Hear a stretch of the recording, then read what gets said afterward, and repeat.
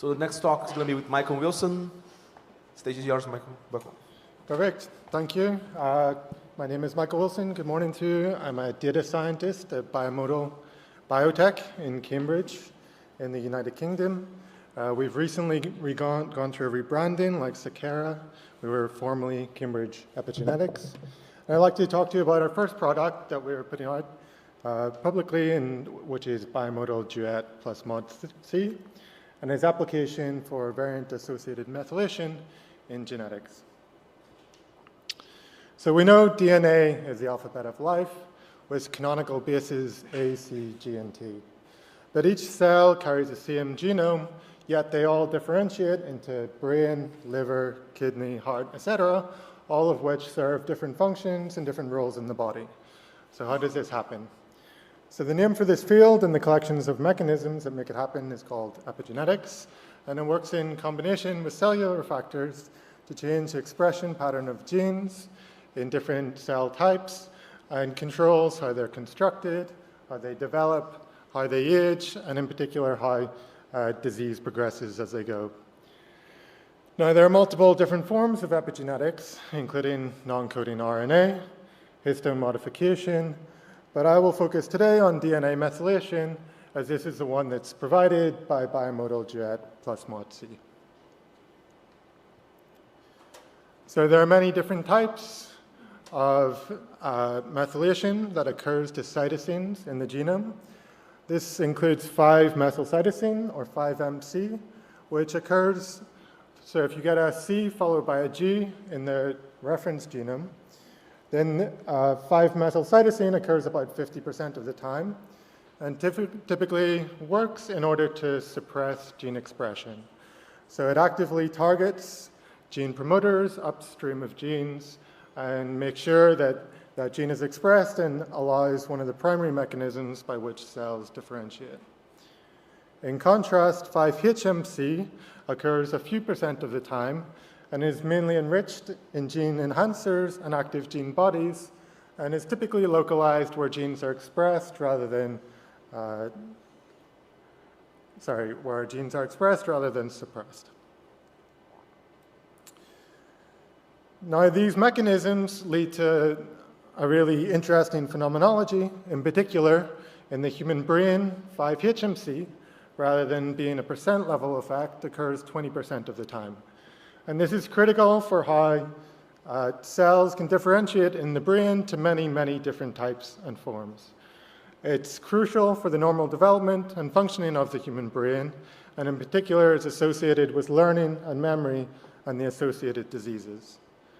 Beyond that, in contrast, in the realm of cancer, it has been suggested that for primary tumors, both genetic variants, so a base on the reference, say a C, that converts to T in your own genome, can cause inactivation of a gene, but that can also be followed up by methylation of the other chromosome you carry, such that both genetics and methylation are vital to predicting the expression of, say, the BRCA1 gene.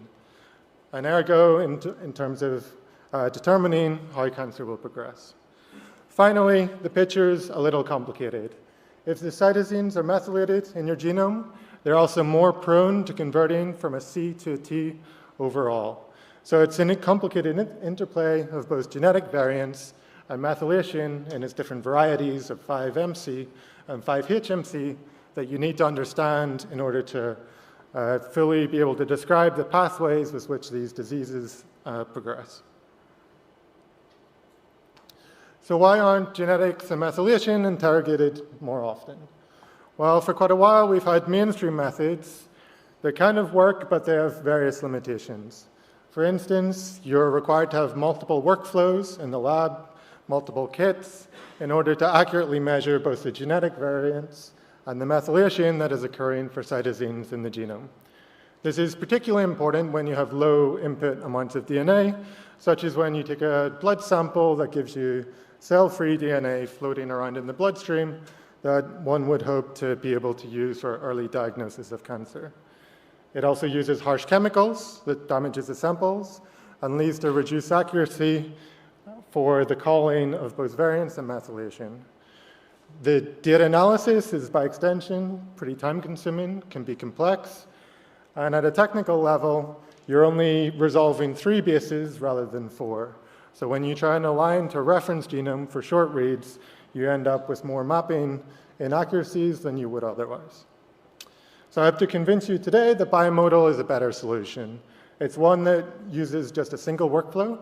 It requires minimal amounts of input DNA. It does not damage the DNA. It has high sensitivity and specificity for calling both SNPs and methylation. It does so without data loss, and in terms of what most of us here are interested in, it works as a pipeline with a click of a button that does state-of-the-art analysis. Not least, it enables new applications that combine both genetics and methylation for variant-associated methylation to give us new insights. So with that motivation, I'd like to talk to you a bit through the chemistry of how this actually happens and how we identify cytosine modifications. So we take the original strand of DNA, we litigate on a hairpin construct at the end of the strand. We then apply enzymes that create a copy strand. In particular, on the top here, you can see the red scenes, which carry a cytosine modification, so either 5MC or 5HMC, that we use enzymes to protect these and otherwise apply deanimation. So this turns unmodified cytosines into Ts and leaves the modified cytosines alone on both the forward read and the backward read. We then use next-generation sequencing in paired-end mode, such that read 1 maps to the forward strand and read 2 maps to the copy strand. At the end of the day, this gives us the bases on read 1 and the bases on read 2. They come in pairs. There's then a lookup table that you can see at the bottom that shows that if you have a pairing of A and T on the top and the bottom strand, then the resolved base that you've measured is A, one of the canonical bases. In contrast, if you end up with CG pair, then you've actually measured modified C with 5MC or 5HMC. There's also various error suppression modes or states where if you have a pairing of AC or TT, this can only occur from inaccuracies in the PCR amplification that occurs in next generation sequencing. So we can suppress these and by a result get better SNP calling. So obviously this is a pretty involved pipeline. We take our protocol in the lab, we run it through a next generation sequencer, generating raw fast queues. We use read resolution to take these 16 states and map them into both the canonical bases and modified C. We do 4-letter alignment rather than 3-letter alignment to create BAMs to a reference genome. We call variants, we quantify the available methylation for both 5MC and 5HMC. And we use these to enable novel analyses that are an extension to the pipeline associated to the impact of variants and methylation. Of course, this all happens with Nextflow and all of the mainstream cloud providers that are out there, including AWS, GCP, Slurm for universities, and Microsoft Azure.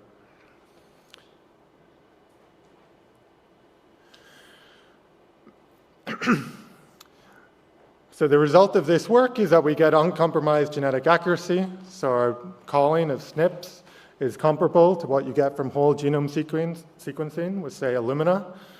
We have the additional error suppression that we utilize in order to achieve this. In particular, compared to the other methods out there, they're not able to distinguish methylation from C to T variants in your genome. As a result, they're not as accurate as we can be for calling SNPs. And this is true of both bisulfite and enzymatic methods. So for variants, we do well. We do as well, if not better, up to even low coverage.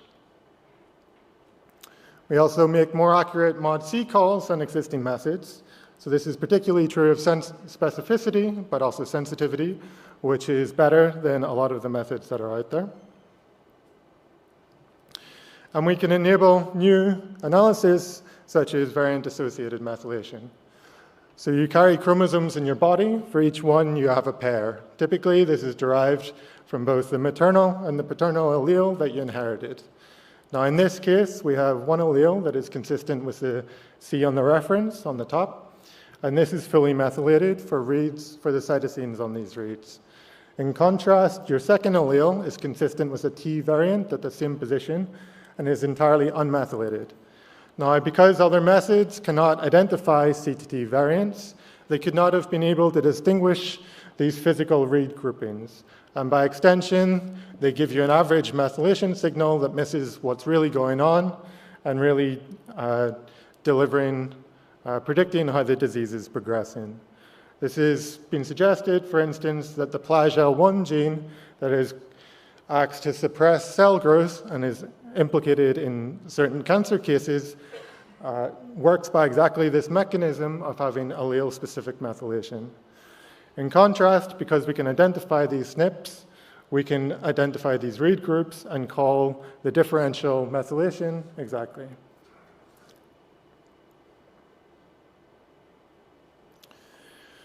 Now, obviously, we understand that for individuals who carry 2 X chromosomes, they would have double the amount of gene expression than those that carry XY. In the body, this is actually controlled by a mechanism called inactive X, which applies global methylation to one of the X chromosomes for individuals that carry both.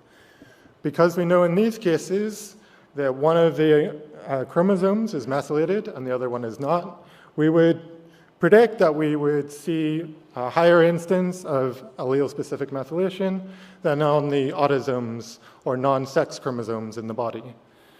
So we went and looked for examples of genes that have been predicted to be inactivated on the X chromosome and compared them to the ASM calls that we're making, and we saw exactly this.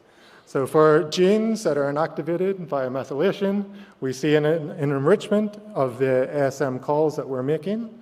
On the control genes, on the autosomes in the body, we see many less calls that's validating the method and showing that this is prevalent in the human body.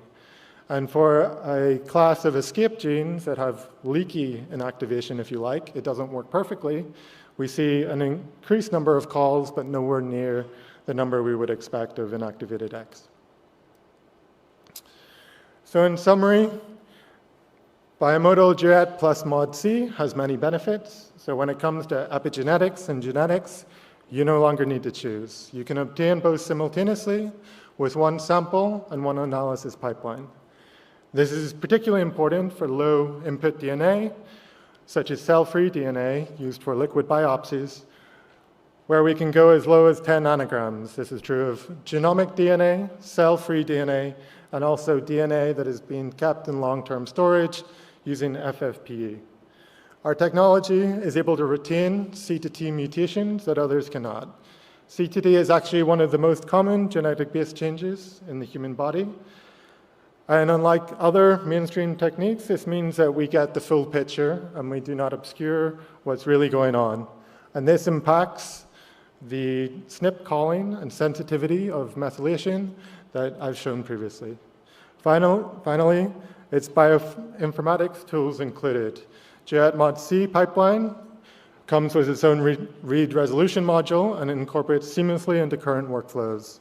It also enables novel analysis, such as variant-associated methylation, that you can get for the click of a button. I'd like to also highlight, finally, that we're employing or hiring data scientists and computational biologists at the minute. So if you would be interested, please contact me, and I'd be more than happy to talk to you about the positions. And with that, I'll leave you with a summary slide for biomodal Duet plus mod C.